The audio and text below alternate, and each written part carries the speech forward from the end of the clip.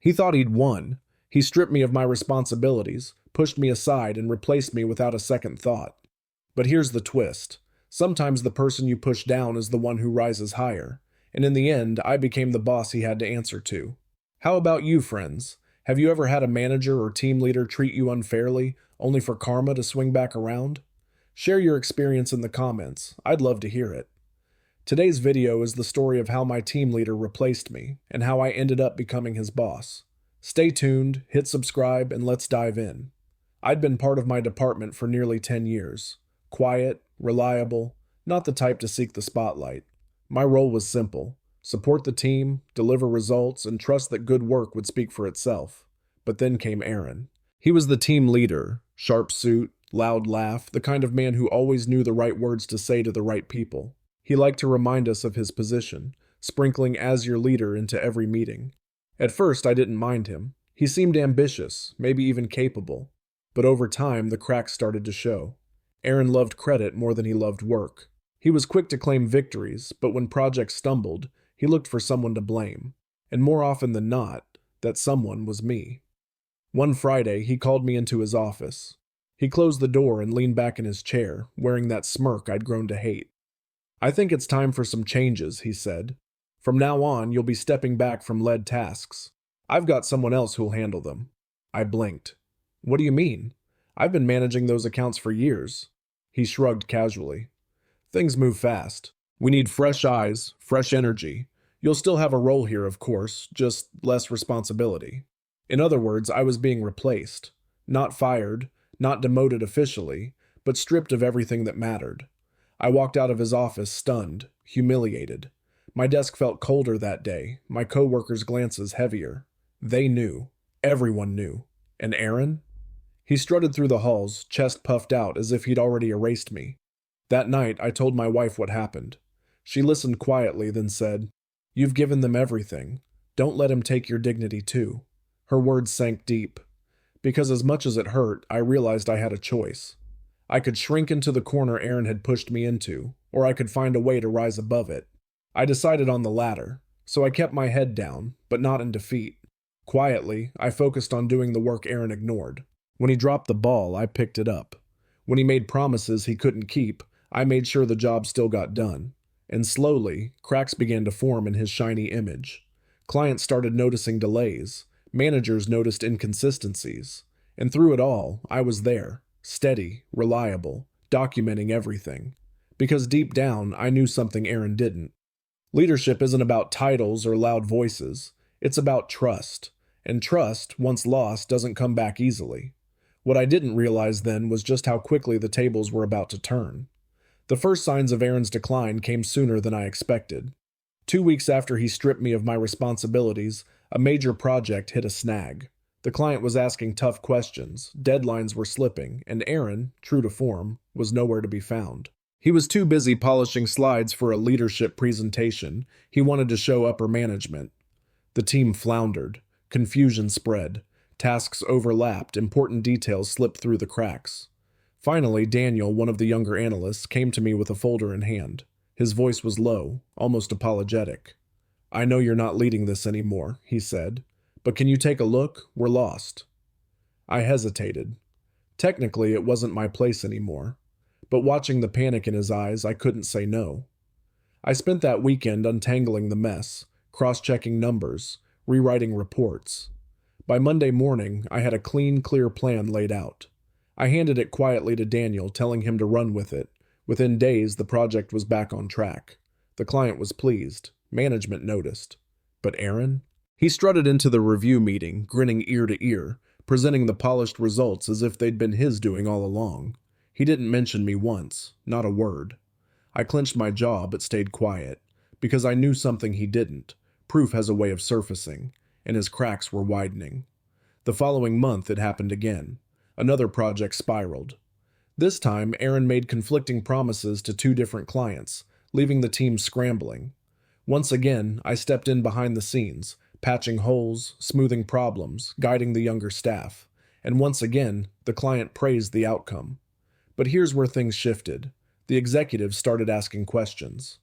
"Aaron, how exactly did you resolve that conflict?" one of them asked during a meeting. Aaron stumbled, fumbling for words. He spat out vague answers, buzzwords with no substance. The room went quiet, eyes narrowing. Then, unexpectedly, Daniel spoke up. Actually, it was Michael, my name, who drafted the plan that saved the deadline. The silence that followed was thick. Aaron's smile froze. The executives turned to me, eyebrows raised. I nodded politely, my voice calm. I'm always happy to help where I can. From that moment on, something shifted. Management started looping me into conversations Aaron wasn't part of. They began asking for my input directly, bypassing him altogether. And Aaron, he noticed.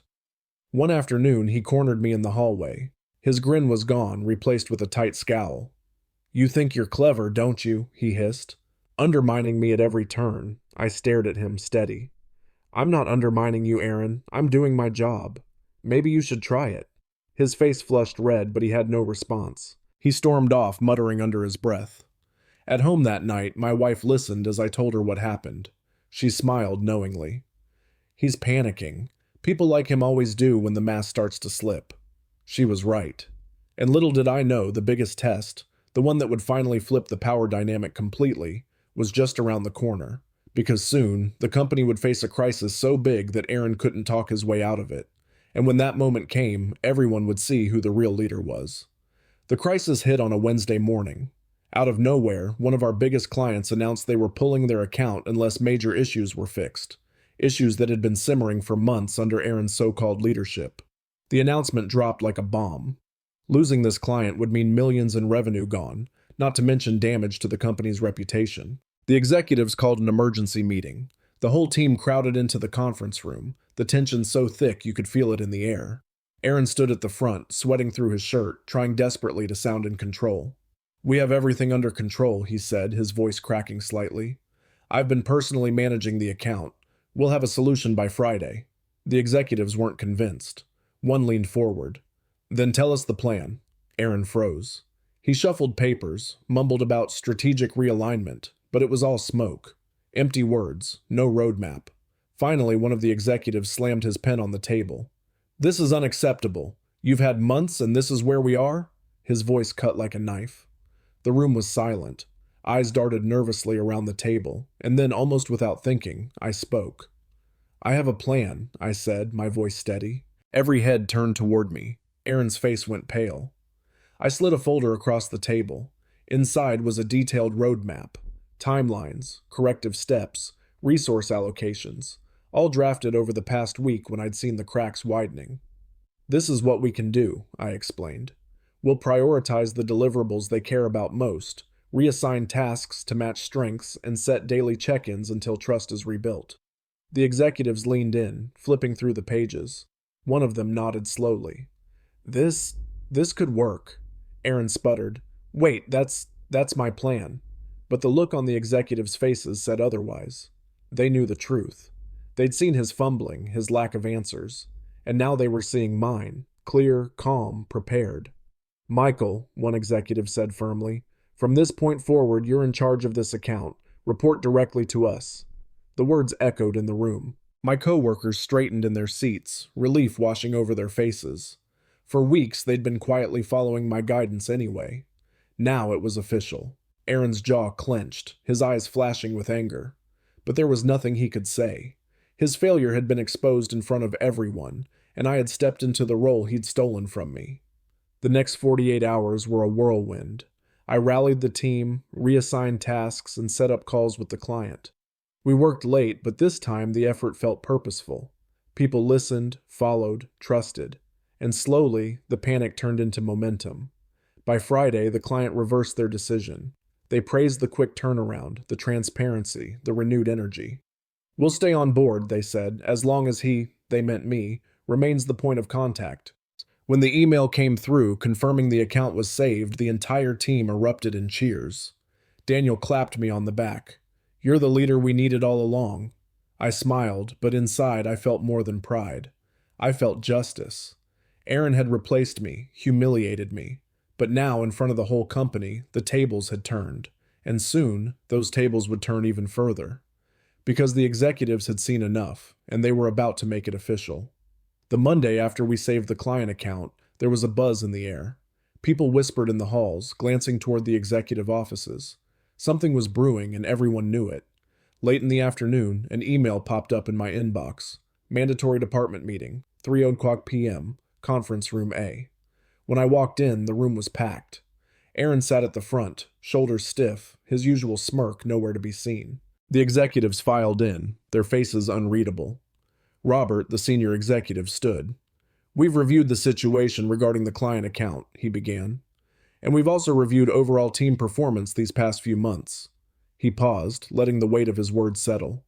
The silence was thick. I could hear my own heartbeat. Robert continued, his voice firm. "Leadership is not about titles. It's about results. It's about trust. And trust has been broken." All eyes flicked to Aaron. His face reddened. Robert turned, meeting my gaze. "Michael has demonstrated not only competence, but also integrity under pressure. He stepped up when the team needed him most, and he delivered results that saved a critical account." The words hit me like a thunderclap. "Effective immediately," Robert said. "Michael will be promoted to department manager. Aaron will report directly to him." The room went still. For a moment, no one moved. Then a ripple of surprise and even a few muffled gasps swept through the team. Aaron's head snapped toward Robert. "This is a mistake," he blurted. "I'm the leader. I've been running this department."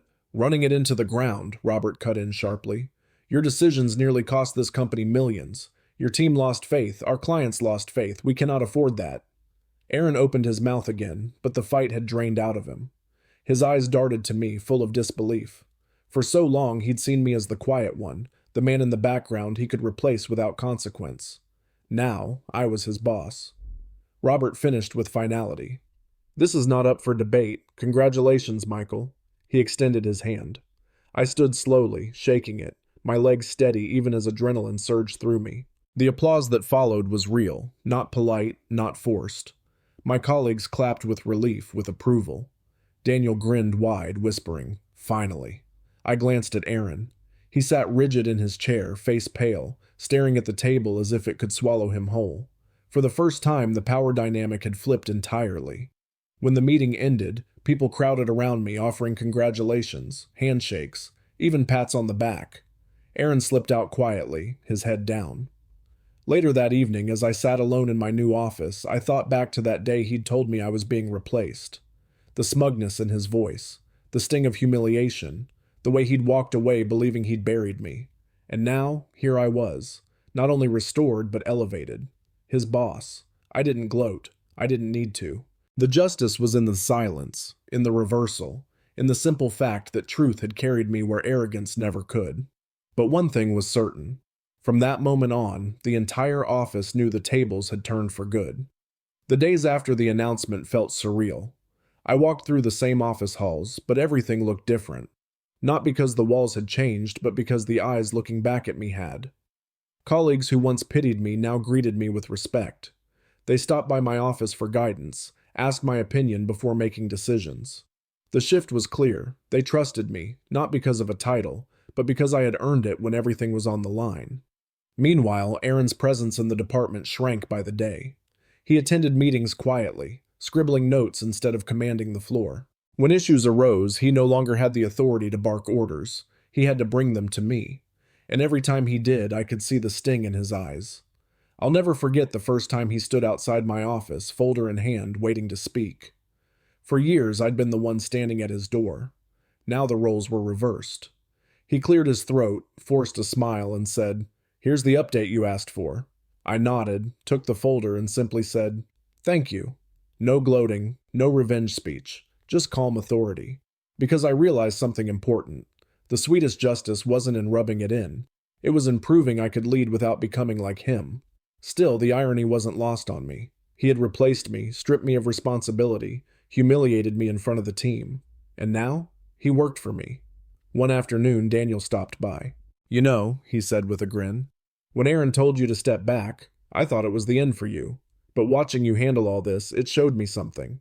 Real leaders don't need to shout about it. They prove it." His words stayed with me, because that was the real lesson. Leadership isn't about titles or corner offices. It's about stepping up when others step aside. It's about carrying the weight, not passing it on. Over time, the department transformed. Projects ran smoother, clients stayed happier, and the team, once divided, found its rhythm again. Not because I was perfect, but because I listened, I guided, and I gave credit where it was due. As for Aaron, he eventually requested a transfer to another branch. The day he packed up his desk, he avoided eye contact. I didn't celebrate, didn't smirk. I simply wished him well, because by then, I didn't need revenge. I had already won. That evening, as I turned off the light in my office, I thought back to the moment he told me I was being replaced. The humiliation, the anger, the doubt.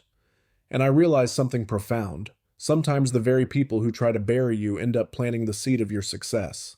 And that, friends, is how the man who replaced me ended up reporting to me. Life has a strange way of turning the tables, doesn't it? Aaron thought titles and arrogance would carry him. But in the end, it was consistency, patience, and quiet strength that won. This story taught me that true leadership isn't about pushing others down. It's about lifting the whole team up. If you've ever felt overlooked, replaced, or underestimated, remember this. The story isn't finished just because someone else writes a chapter. Sometimes the ending is yours to claim. Thank you for listening. Don't forget to like, subscribe, and join me again here on Office Revenge Tales for the next story of justice served.